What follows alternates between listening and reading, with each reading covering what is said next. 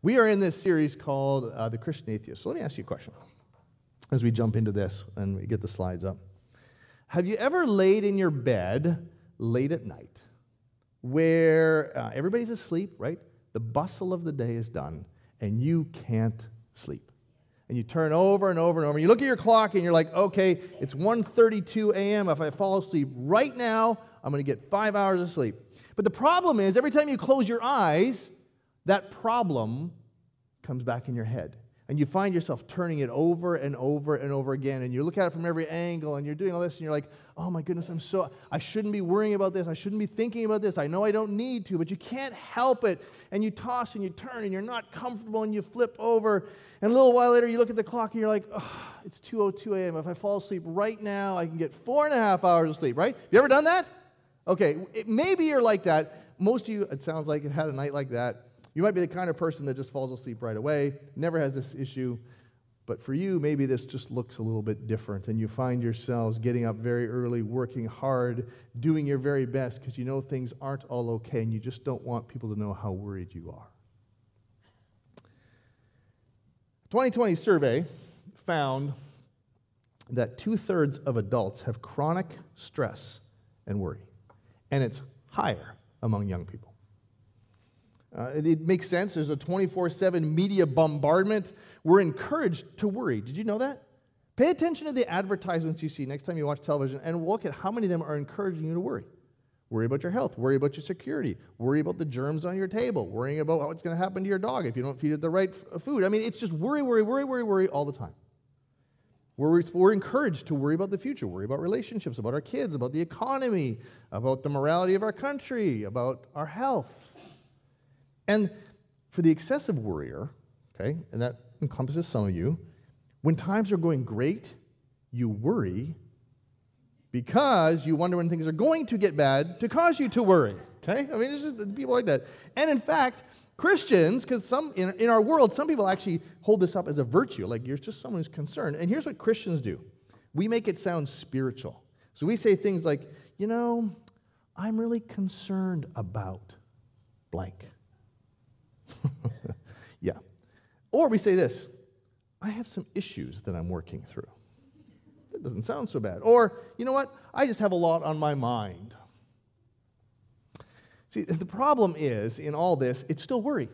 A lot of times it's just worry, and because we know that worry is not right, we worry about worrying.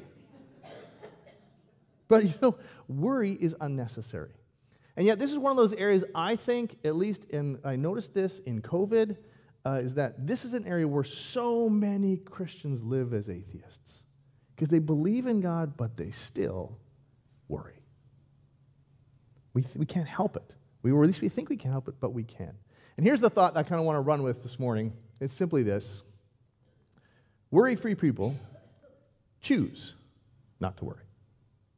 And we're going to look at this because Jesus, being the brilliant person that he was, knew that people have a tendency to worry.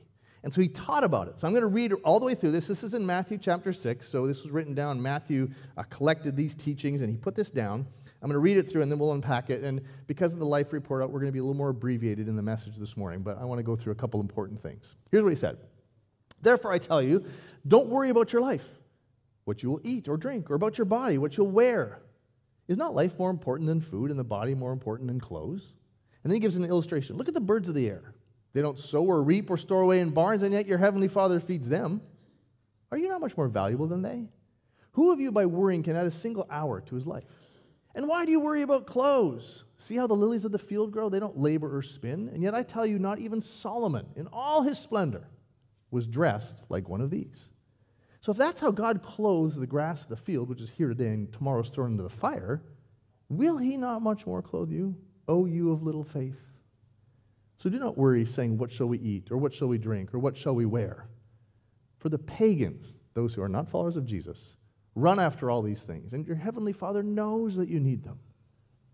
But seek first his kingdom and his righteousness, and all these things will be given to you as well.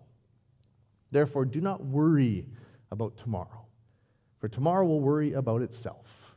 Each day has enough trouble of its own. Now, if you've been in church any length of time, you have heard that many times, and it has been spectacularly unhelpful as you lay in bed at 1:30 in the morning worrying. Okay? So I want to unpack a little bit what's going on here because we have to make some definitions first in terms of what this actually is all about. I can't remember if I put them on. Worry is not being nervous. Okay? That's not the definition of worry. Butterflies in your stomach about something you're going to do is normal. When I went by Jessica and said, I'm looking forward to hearing from you this morning, she said, I'm not going on the stage. I said, I think you are, right? I don't know how it felt in her stomach, but if butterflies come up, that's okay. Yesterday, I chose to go around before the Bible camp and knock on doors with the team. That's not my style. It's a little nerve-wracking. That's not worry, okay? So put that aside for a second, okay? Worry is not being nervous. It's also not concern for others. In other words, when we want to see the best for someone, and we want to see their needs and problems taken care of, and we hurt when they hurt, and we cry when they cry, that's not worry. That's being concerned for people. And it's not thinking and planning for the future. So if you're a person who tries to manage things, plan for contingencies, manage risk, prepare for what's ahead, that's not worry. That's just being smart, okay? The dictionary definition of worry says this, is to torment oneself with or suffer from disturbing thoughts. It means to fret, to be harassed by your thinking. It's those ones that never go away and they just roll over and over and over in our heads. They make us tighten up. Our heart begins to pound. We get tense. We can't let it go. The origin of the word actually means to strangle. So Jesus knew all this, and so he said, let me tell you about the heart of the problem. And so I'm just going to go through these pretty quickly. But here it is. Worry is rooted in fear. You can call it whatever you want. It's fear. Here's what he says. Therefore, I tell you, don't worry about your life, what you're going to eat or drink, or about your body, what you're going to wear. Do you know what he's talking about here? He's talking about living life being consumed by the what if question. That's worry. It's the fear of what could happen. That's worry. Worry only looks ahead. It says, well, here's what might happen. And then those legitimate feelings we had, those nervousness, some of those things, they begin to run wild. When I make that presentation, when I get up, you know what? What if I make a fool of myself? What if everybody laughs at me? What if my reputation's shot? What if my daughter never recovers from her broken heart and she becomes a single spinster who never gets married and I never get grandkids? What if I make the wrong choices and I don't have enough to retire and I end up eating cat food for the rest of my old adult life? I mean, I don't know. These are the worries, the what ifs, right? Do you know that almost nothing, they actually have done studies on this, like 90% of what we worry about never even comes to pass. And even the stuff that does rarely comes out the way we think it will. So Jesus says, don't worry about what you're going to eat or what you're going to drink or what you're going to wear. Worry is when you're living in the what if space. So identify it for what it is. You're laying there in your bed or you're walking through your day or you're mowing your lawn or whatever you're doing and you're worried, call it for what it is. You're being fearful of something that might happen. Which leads to the second thing that Jesus talks about. It's simply this. We end up running after control. That's what worry does. It runs after control. He says, which of you by worrying can add a single hour to your life? The reason he says this, he says, look, guys, you're worrying about stuff that you can't control. It doesn't matter how much energy you put into thinking about this, you can't change this. God's in charge of that. You can't make yourself live longer by worrying. And you know what? The vast majority of things we worry about are beyond our control. And so what happens is we begin to obsess about things because we want to control the circumstances or the people that are around us, even though deep down we know that's not possible. I mean, it's like the man who's so worried about finances and keeping the right amount of money on the table, he becomes a workaholic. The mother who wants her only son to be safe, she puts so many restrictions on him that she becomes smothering and drives her son away. I mean, if we are to defeat worry in our lives we have to do this. We have to learn that we cannot change things that are out of our control. We just can't. And there's no point. Jesus says, look, it's rooted in fear because you're playing the what-if game. And by the way, since you can't control it, stop trying to control it. It doesn't work. One person said this, it only seems as if you're doing something when you worry. It just seems like it. You're not actually doing something, but when we worry, we think there's some productivity in there. No. It just feels like it. It's actually not. And it can lead us then trying to impose our control on other people. It leads to all kinds of problems. A lot of times when you see relationships break in families, it's because one person was worrying so much that they began to impose control on other people. And that doesn't work. Doesn't work with your friends, doesn't work with your kids, doesn't work with your parents. So Jesus says, well, why is this happening? He says it's because it's misplaced priorities. Interesting, he goes on to say, look, they tell you, don't worry about your life, what you're going to eat, your drink, your body, what you're going to wear. And then he asks this really interesting question, because he goes on and he says this, is not life more important than food and the body more important than clothes? There's an implied answer to this. What's the answer to that question? Yes. Isn't life more important than what you have? Yes. Isn't it more important than what you wear? Absolutely. Isn't it more important than whether or not you have enough money to do things you want to do? Yes. He's kind of asking this implication. It's not that food and shelter and all that stuff aren't important. These necessities, these things, they are. And Jesus knows that. What he's trying to say is they're not as important as you think they are. And so if we want to kill worry in our lives, we have to understand there is more significance to life than our stuff or the circumstances around us. Because when we worry, it's because something grows in importance, and now it's the thing, right? It's that relationship, it's that person, that girl I want to like me, the guy I want to like me, or this person is going to do this, or my boss is going to do this, and it becomes so consuming that we just can't help thinking about it. Now, most of us would agree in our head with this statement. Yeah, I get it. Yeah, life's more important than clothes. Sure, life's more important than all these things. Sure, I got it. But then it becomes intensely personal, and we become Christian atheists. It's very easy to happen. We hear all our lives, it's not about money, it's not about money. Life is more than money. We say money doesn't buy happiness. We go on and on and on and on. And then something happens with our job, and we can't stop thinking, I'm not going to have enough to live. I'm going to have to sell my house. What am I going to do? And we worry. Or how about this?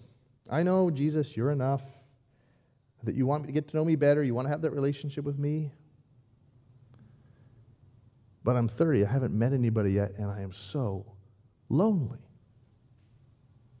I got to do something about this. Worry about it.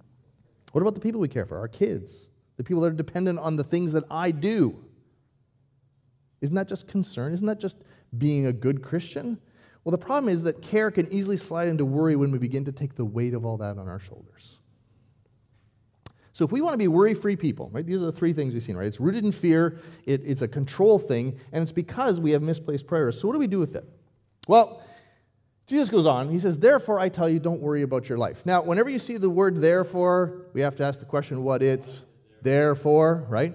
So when you see the word therefore, you're like, okay, he's making a statement that's connected to what's previous. So Jesus is connecting worry to something that he just said previous to this. And ironically, he was just talking about money, about living enough. And in that culture, this was a real deal. We worry about not having enough money to buy the next nice clothes or the next nice car. These people worried about having enough money because if they didn't eat. And he's saying, relax, don't worry. You know, he's talking about money and priorities. And then he says this. No one can serve two masters. Either you will hate one or love the other, or you'll be devoted one or despise the other. You cannot serve both God and money. Therefore, I tell you, don't worry. What's the connection? It's not actually just about money. Jesus says, when you get focused on other things, your attention is divided. And you've taken it off of God, and you've put it on something else. That's why you can't serve two masters. It's like trying to focus on a TV show or a movie and have a deep conversation. Guys, we can do this, right? We know that, right? Women, we can do this really well. Women don't do this so well. Of course you can't do this. I can't even have a casual conversation while watching TV, let alone a deep conversation. But it's like trying to do two things at once. You can't. Your attention is divided. And Jesus' entire point is because you're trying to control things, you have misplaced priorities. When you worry, what you are doing is you are splitting your attention and you're putting it here when it should be on me. We're pretty good at compartmentalizing as people. We might not worry about money, but we worry about people. We might not worry about doing something new, but we worry about being unloved. Right? So just because you don't worry in this area doesn't mean you're not going to worry in this. We're very good at this. And so what Jesus is really getting at here, we don't like to think of it this way, is maybe worry is just something that exposes the idols of our heart. Because when we worry, it usually is saying, God saying, pay attention. You have an idol there that's more important than me. Because if it wasn't, you wouldn't worry about it. Could be being happy, could be keeping the family together, could be having your spouse be happy, maybe feeling good about yourself, being a good person, being popular at school, being productive, having good grades, being recognized for your accomplishments. It could be anything. So what do we do with it? How do we deal with all this? Jesus gives the answer. He says, seek first his kingdom and his righteousness, and all these things will be given to you as well. If you want to conquer worry, if I want to conquer worry, it means just put Jesus at the center. And you do this really quickly, a couple ways. Just remind yourself that Jesus cares about the thing that you're worried about.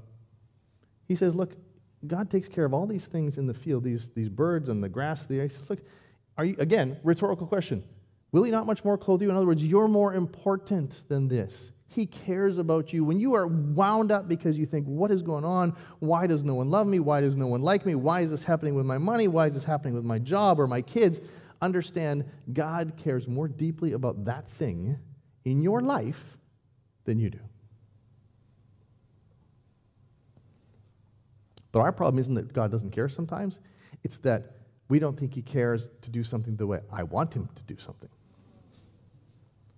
So we have to live as though God knows what he's doing. Because we might think, oh, God doesn't care, but most of us can get over that. But we think, okay, God, you care, but you're not doing this. You're not fixing this. You're not making this relationship work. Why am I not meeting someone? Why is this not going on? Why is my boss treating me this way? So our issue really with God is, I know how this should work. You're not doing it the way this should work. And so I'm going to worry about it. So we have to remind ourselves, not only does he care, but he knows what he's doing. He says, which of you can worry by adding a single hour to your life? Don't worry about it. God knows you need these things. He knows what matters. You have to put these two things together. He knows what you need, he knows what matters, and he cares deeply about it. So he's going to do the very best for you. He always does. He knows you're valuable, and he knows what you need. That means we trust him in all things. Which leads to the third one, which is we have to develop then new ways of thinking. Jesus says, seek first God's kingdom and his righteousness. What he's really saying is you got to change what you think about. Because when you worry, you're consumed with something instead of me, instead of dwelling on the what if, or being fearful about what could happen or what won't happen. He says, focus instead on me. And all that looks like is dealing wisely what's in front of you today. He says, don't worry about tomorrow. Tomorrow's got enough going on. Just worry about today. In other words, what's in front of you today, do what's right. Live wisely. Make good choices. You don't get to control the reactions of people to you. You don't get to control the results of the things you do. So just be wise today. And then pray about everything, right? Paul says this later, right? Don't worry, but pray about everything. So in that thing you're worried about, invite God right into the center of that thing, knowing that he's good and that he knows what you need. And then think more about God's faithfulness and power than about the what-ifs. I know that was really quick. Worry-free people choose not to worry. So I want to leave you with an illustration before I dismiss you that maybe will help you in this. I need 2 volunteers for this.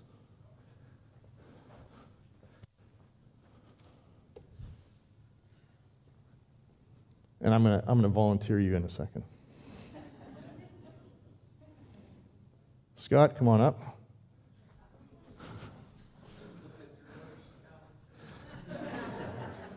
He knew what I was talking about. All right, Bryce, come on up. You don't have to say anything. This is easy. All right. I'm going to show you. There is something, come on up on the stage. There is something called the law of the pendulum. Do you know what that law is? It's this, that a pendulum can never return to the same height it started from when you drop it because of gravity and friction. It means when you drop something as a pendulum, here, and so you have the hard job, can you just put your foot on this so that it doesn't tip over? Okay. It means that if I go here and I drop this, it will never swing back to the height that it started. Doesn't matter what you drop, how you drop it on a pendulum, it will never, ever go back to the height it started. Okay? So Bryce, stand right over here. I'm going to pull this out. Don't touch the ball. Okay? Let's pull it out at its full length. Back up just one step. Okay? Get right up, right there. Okay? Not touching it, just back from that. Okay? Now, that means that if this was filled with poisonous darts or something that if it touched his skin, he would instantly die, he is utterly safe. Because the law of the pendulum says that when I let this go, it will never get back to him. And the crazy thing is the heavier this is, the closer it comes back. If he was here and I had him standing with his back against a brick wall, and this was a 250-pound weight, and I did this, it would swing back up, but it would swing back up to about there. And his reaction would be to dive out of the way. You see the picture? That was all I needed. Good. Thanks, guys. See? It was easy. Here's why I say that. Worry looks at the things in our life and dives out of the way, even though Jesus says, I've got you. I care about you. This is not coming back to hit you in the way that you're worrying about. And when we worry, instead of saying, okay, God, I trust you, just like I trust the law of the pendulum, I trust you that you've got this, that you care deeply about me, that you know what's best, that you just want me to put my focus on you. Instead of that, you know what I'm going to do? I'm diving out of the way. I'm taking control because I am worried about the what if. The next time you worry, keep that picture in your head and then say, okay, God, I'm going to stand here. I'm good. I'm going to trust you in this. I want you to be part of this. I don't get what's going on, but you do. And you care so deeply for me that I just need to put my eyes on you. And you may have to do this over and over and over again before it takes. That's okay. But that's the invitation from Jesus to us.